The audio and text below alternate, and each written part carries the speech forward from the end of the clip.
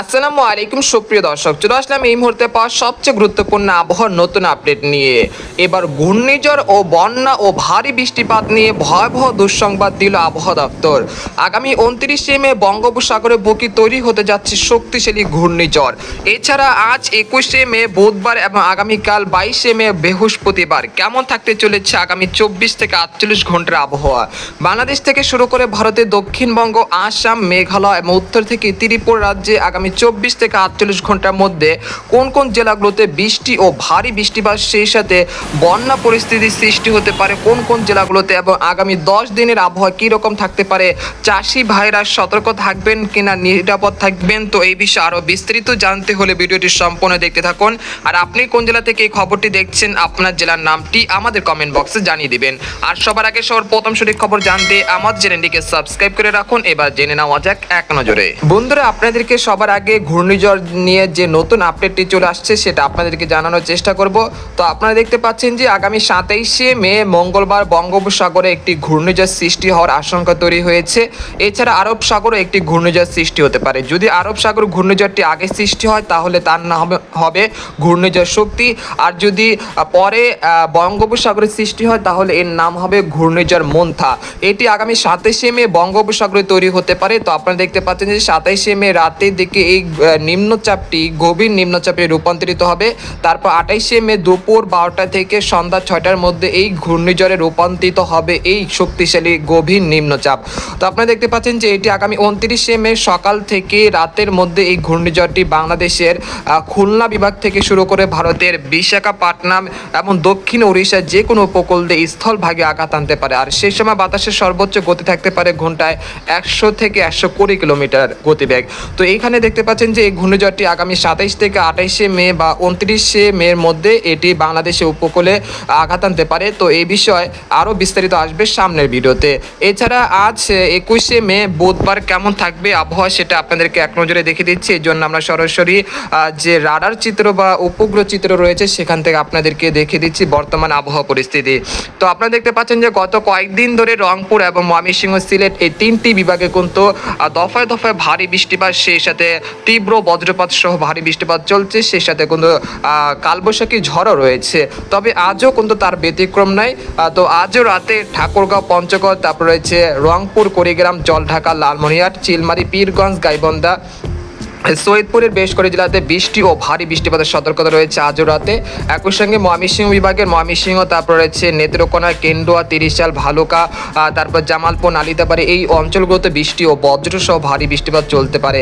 এছাড়া এখানে দেখতে পাচ্ছেন যে এই মুহূর্তে সিলেট বিভাগে সিলেট, জগন্নাথপুর, বালাগঞ্জ, মৌলভীবাজার, হাবিবগঞ্জ, কামালগঞ্জ, কুলাউড়া, ছারকাই, বাল্লাকা, তারপর রয়েছে নাসিরনগর, ব্রাহ্মণবাড়িয়া এই অঞ্চলে বেশ কয়েকটি জেলাতে এই মুহূর্তে বৃষ্টি ও ভারী বৃষ্টিপাত চলছে। এর ফলে সিলেট বিভাগের যে পাহাড়ি অঞ্চল রয়েছে সেখানে কিন্তু বন্যা পরিস্থিতির সৃষ্টি হতে পারে, যেটা ভারতের আসাম, মেঘালয়ের যে ভারী বৃষ্টিপাত হয়েছে গত 24 ঘন্টায়, সেই ভারী বৃষ্টিপাতের পাহাড়ি ঢলের কারণে সুনামগঞ্জের সাতক, তারপর জয়ন্তাপুর, কানাইঘাট এই অঞ্চলে বেশ কয়েকটি জেলাতে নিম্ন অঞ্চল কিন্তু প্লাবিত হতে শুরু করেছে, সেই সাথে একটি সাময়িক বন্যা পরিস্থিতির সৃষ্টি হয়েছে। এছাড়া দেখা যাচ্ছে রংপুর বিভাগের বেশ কয়েকটি অঞ্চলে কিন্তু সাময়িক বন্যা পরিস্থিতির সৃষ্টি হতে যাচ্ছে আগামী 24 ঘন্টার মধ্যে।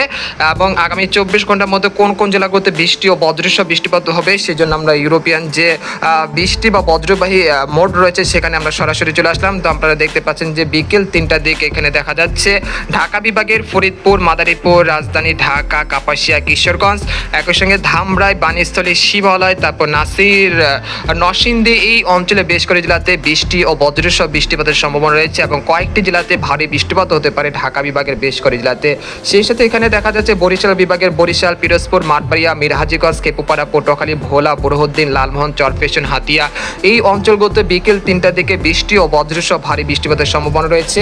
সেই সাথে দেখা যাচ্ছে যে আজও কক্সবাজার, কুতুবদিয়া, মহেশখালী, টেকনাফ, চট্টগ্রাম, খাঞ্চি, তারপর রয়েছে রাজস্থলী, তারপর বিলাইছড়ি, রাঙ্গামাটি, মানিকছড়ি, রংধনু, খাগড়াছড়ি এই অঞ্চলে বেশ কয়েকটি জেলাতে আজ বিকেল 3টার পর থেকে বৃষ্টি ও ভারী বৃষ্টিপাত হতে পারে। তাই কক্সবাজার এবং কুতুবদিয়া জেলা যারা লবণ চাষি এবং শুটকি চাষিরা রয়েছেন তারা অবশ্যই সতর্কতার সাথে থাকবেন। এরপর আমরা বিকেল 5টার দিকে চলে আসার পর দেখতে পাচ্ছি খুলনা এবং বরিশাল বিভাগের বেশ কয়েকটি জেলাতে বৃষ্টি ও বজ্রসহ ভারী বৃষ্টিপাতের সম্ভাবনা রয়েছে। একই সঙ্গে চট্টগ্রাম বিভাগের খাগড়াছড়ি, মানিকছড়ির দিঘিনালা, তারপর রয়েছে ছাকুরিয়া, তারপর কক্সবাজার, কুতুবদিয়া, তারপর রয়েছে সন্দ্বীপ, হাতিয়া, তারপর হচ্ছে নোয়াখালী, ফেনী, তারপরে এই অঞ্চলগুলোতে বৃষ্টি ও বজ্রসহ বৃষ্টিপাতের সম্ভাবনা রয়েছে আজ 21শে মে বিকেল 5টার দিকে। এছাড়া দেখা যাচ্ছে বিকেল 5টার দিকে ভারতের ধানবাদ, তারপর হচ্ছে এই অঞ্চলে কিছুটা বজ্রবাহী মেঘের সঞ্চালন হতে পারে, যেগুলোতে রাত 9টার দিকে দেখা যাচ্ছে যে ভারতের বানকুরলিয়া, বর্ধমান, দুর্গাপুর, আরামবাগ, কাটোয়া, শান্তিপুর, চন্দননগর এই অঞ্চলগুলোতে রাত 9টার দিকে বৃষ্টি ও ভারী বৃষ্টিপাতের সম্ভাবনা রয়েছে। এরপর আমরা রাত 1টার দিকে চলে আসার পর দেখতে পাচ্ছি যে আবারও পুনরায় রংপুর, ময়মনসিংহ, সিলেট এই 3টি বিভাগে আবারও দফায় দফায় বৃষ্টিপাত শুরু হয়ে গেছে। সেই সাথে দেখা যাচ্ছে যে ভোর 5টার মধ্যে, বৃহস্পতিবার ভোর 5টার মধ্যে খুলনা, বরিশাল, ঢাকা, রংপুর, ময়মনসিংহ, সিলেট অর্থাৎ দেশের এই যে বিভাগগুলো রয়েছে সেখানে যে জেলাগুলো রয়েছে সবকটি জেলাতে বৃষ্টি ও বজ্রসহ বৃষ্টিপাতের সম্ভাবনা রয়েছে বৃহস্পতিবার ভোর 5টার মধ্যে। এছাড়া আমরা চলে আসলাম সকাল 10টার মধ্যে, বৃহস্পতিবার সকাল 10টার দিকে চলে আসার পর দেখতে পাচ্ছি যে ময়মনসিংহ, সিলেট বিভাগে যেসব জেলাগুলো রয়েছে সেখানে কিন্তু বৃষ্টি ও ভারী বৃষ্টিপাতের সম্ভাবনা রয়েছে। আর এই যে চলমান মেঘ বৃষ্টির প্রবণতা আগামী 23 তারিখ পর্যন্ত চলমান থাকতে পারে, তারপর 24 থেকে একেবারে 26 তারিখ পর্যন্ত বৃষ্টিপাত কিছুটা বিরতি থাকতে পারে, তবে কয়েকটি স্থানে কিছুটা বৃষ্টিপাত থাকতে পারে, তবে সেই বৃষ্টিপাত গত কয়েকদিনের তুলনায় অনেকটাই কম থাকতে পারে। আর যে আগামী 27 তারিখ যে বা 28 তারিখ যে বঙ্গোপসাগর নিম্নচাপ বা ঘূর্ণিঝড় সৃষ্টি হতে পারে, তো এই সময় যাদের জমিতে রয়েছে, ধান রয়েছে, তো তারা অবশ্যই সতর্কতার সাথে থাকবেন। অবশ্যই এই যে যাদের পাকা ধান রয়েছে সেগুলো এই যে 24 তারিখ থেকে একেবারে 27 তারিখের মধ্যে এগুলো নিরাপদ স্থানে কেটে গোলায় তোলে বা মোড়াই করে ঘরে তুলে নেবেন, না হলে কিন্তু এই যে পাকা ধানগুলো সেগুলো কোনো অনেকটাই ক্ষয়ক্ষতির আশঙ্কা রয়েছে, তাই অবশ্যই আপনারা সেটা মেনে নেবেন। তো এখানে দেখতে পাচ্ছি যে আগামী 28শে মে বঙ্গোপসাগরে যে ঘূর্ণিঝড় সৃষ্টি হবে সেই ঘূর্ণিঝড়ের প্রভাব পড়তে পারে আগামী 29শে মে সকাল 8টা থেকে একেবারে 31শে মে সকাল পর্যন্ত। তাই এই সময় কিন্তু দেশের দক্ষিণাঞ্চল, খুলনা, বরিশাল, চট্টগ্রাম এবং দক্ষিণবঙ্গের একাধিক জেলায় ভারী থেকে অতি ভারী বৃষ্টিপাত, সেই সাথে ঘন্টায় 100 থেকে 150 কিলোমিটার গতিবেগে দমকা ও ঝড়া হওয়া বয়ে যেতে পারে। তাই আপনারা সতর্কতার সাথে থাকবেন আগামী 28শে মে থেকে একেবারে 31শে মে পর্যন্ত। তো এই ছিল আজকের খবর। তো আজকের মতো এখানে বিদায় নিলাম। সবাই ভালো থাকবেন, সুস্থ থাকবেন। আল্লাহ হাফেজ।